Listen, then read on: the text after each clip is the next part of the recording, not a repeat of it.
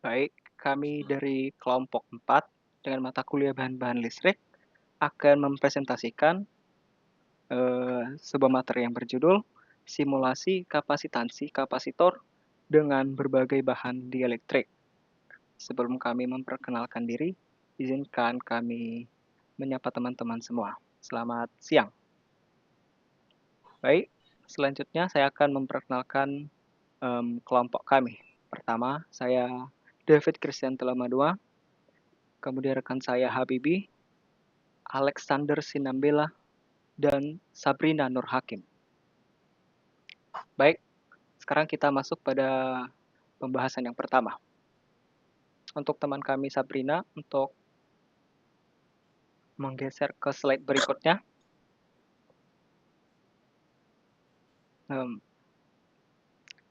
Baik, yang pertama, tujuan simulasi yaitu memahami pengaruh konstanta dielektrik. Tujuan utama simulasi ini adalah untuk menganalisis dan memahami secara mendalam bagaimana perubahan nilai konstanta dielektrik, ataukah dari berbagai bahan akan secara langsung memengaruhi nilai kapasitansi sebuah kapasitor. Dengan memvariasikan bahan dielektrik, kita dapat mengamati tren dan besaran perubahan kapasitansi yang terjadi. Kedua, penerapan rumus fisika di Excel. Selain itu, simulasi ini bertujuan untuk mempraktikkan penerapan rumus fisika terkait kapasitansi dalam lingkungan perangkat lunak seperti Microsoft Excel. Ini mencakup penggunaan formula yang benar untuk menghitung kapasitansi berdasarkan konstanta dielektrik dan kapasitansi vakum, sehingga menghasilkan alat yang efisiensi untuk analisis data. Bagian selanjutnya, dasar teori, rumus fisika kapasitansi. Kapasitansi atau C adalah ukuran kemampuan suatu kapasitor untuk menyimpan muatan listrik. Tanpa adanya bahan dielektrik, kapasitansi kapasitor dalam ruang hampa, udara, atau vakum yang dilambangkan dengan C0 dihitung menggunakan rumus C0 sama dengan epsilon 0 kali A per D, di mana epsilon 0 adalah permitivitas ruang hampa, sekitar 8,854 kali 10 pangkat min 12 farad per meter. A adalah luas penampang pelat kapasitor, dan D adalah jarak antara kedua pelat. Ketika bahan dielektrik ditempatkan di antara pelat kapasitor, kapasitansi kapasitor akan meningkat. Kapasitansi baru ini, C, dihitung dengan mengalihkan C0 dengan konstanta dielektrik ataukah bahan tersebut, yaitu C sama dengan K dikali C0. Konstanta dielektrik atau K adalah faktor yang menunjukkan seberapa besar kemampuan suatu bahan untuk mengurangi medan listrik di dalamnya, sehingga meningkatkan kapasitas penyimpanan muatan kapasitor.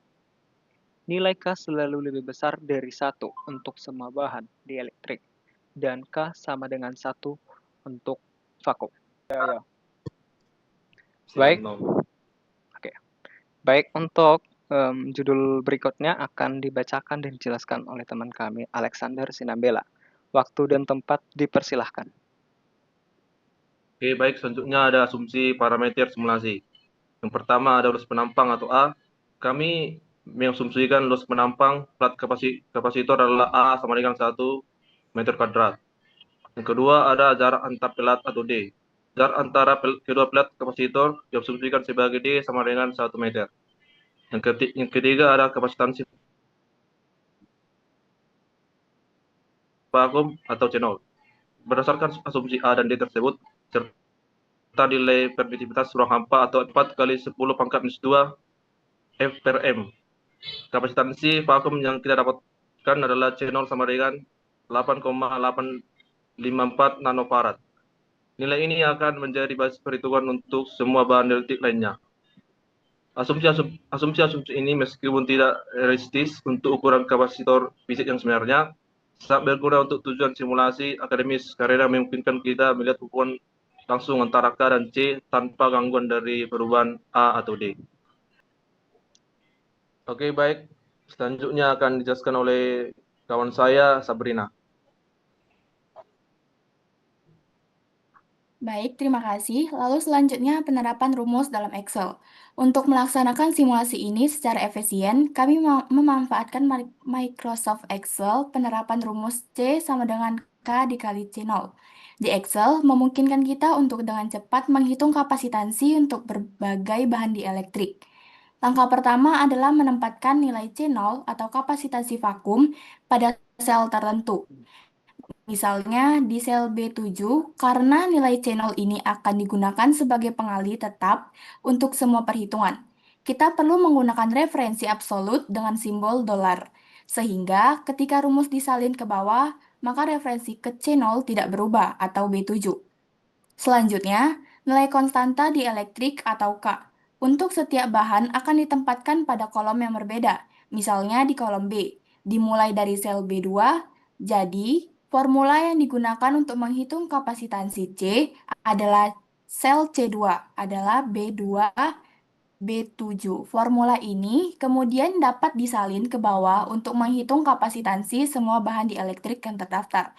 Dengan B2 akan secara otomatis berubah menjadi B3, B4, dan juga seterusnya. Sesuai baris data. Pendekatan ini memastikan akurasi dan efisiensi dalam pengolahan data simulasi. Lalu selanjutnya ini adalah tabel data yang akan kami gunakan untuk simulasi ini. Bisa dilihat ada vakum, air, benzen, gelas, glasin, dan yang lainnya. Lalu selanjutnya ini adalah grafik perbandingan kapasitansi dari hasil data sebelumnya. Lanjut untuk analisis mendalam data simulasi. Dari hasil simulasi, beberapa poin penting dapat digarisbawahi mengenai perubahan bahan dielektrik terhadap kapasitansi. Yang pertama, pengaruh tekanan pada konstanta dielektrik air. Perbandingan antara air dan pada 1 atm yaitu K sama dengan 1,0059 yang menghasilkan kapasitansi 8,859 nanofarad. Dengan air pada 100 atm atau K sama dengan 10,5 yang menghasilkan kapasitansi 93,392 nanofarad. Menunjukkan bahwa tekanan dapat secara signifikan mempengaruhi konstanta dielektrik suatu bahan.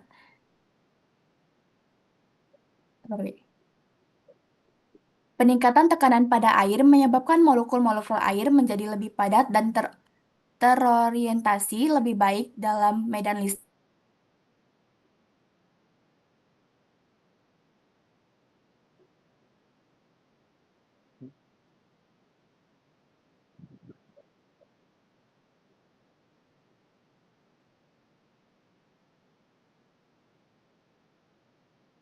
Dengan 310 menunjukkan nilai kapasitansi tinggi yaitu 2744,74 nanofarad.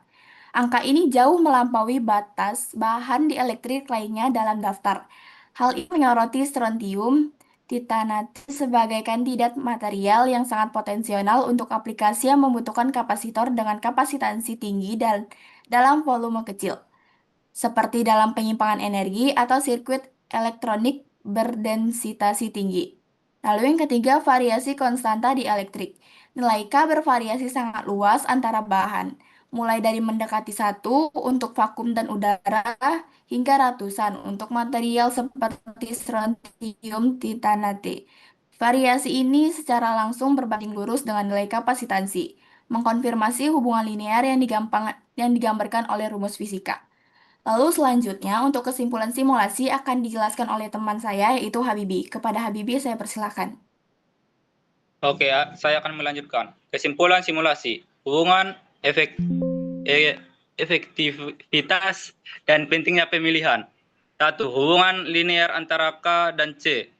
Simulasi dengan jelas menunjukkan adanya hubungan linear langsung antara konstanta dielektrik atau K, suatu bahan, dan kapasitansi atau C, kapasitor. Semakin besar nilai K, semakin besar pula kapasitansi yang dihasilkan. Hubungan ini konsisten dengan rumus fisika C sama dengan K C0, di mana C0 adalah kapasitas vakum yang diasumsikan tetap. Pengamatan ini mengkonfirmasikan pemilihan bahan di elektrik adalah faktor substansi penyimpanan muatan sebuah kapasitor. 2. Efektivitas Excel sebagai alat simulasi. Kami menemukan bahwa Microsoft Excel adalah alat yang sangat efektif dan efisien untuk melakukan simulasi perhitungan fisika semacam ini. Dengan fitur formula dan kemampuan untuk menyalin rumus, Excel kemungkinan kita untuk menganalisis sejumlah besar data dengan cepat dan akurat. Kemudahan visualisasi data melalui grafik juga menjadi nilai tambahan yang signifikan. Membantu dalam interpretasi hasil simulasi. 3. Pentingnya pemilihan bahan di elektrik. Pemilihan bahan di elektrik memiliki implikasi praktik yang sangat penting dalam desain dan aplikasi kapasitor. Untuk aplikasi yang membutuhkan kapasitansi tinggi dalam ukuran yang kompak seperti dalam elektronik modern, material dengan konstanta dielektrik tinggi seperti strontium, tintane, atau titanium dioksida sangat diminati. Sebaliknya, untuk aplikasi yang membutuhkan isolasi listrik yang sangat baik dengan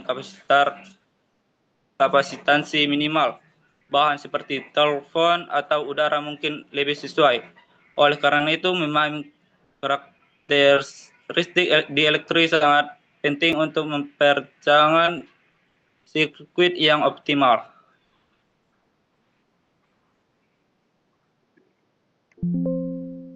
Baik, sekian dari presentasi kami. Atas perhatiannya kami ucapkan terima kasih.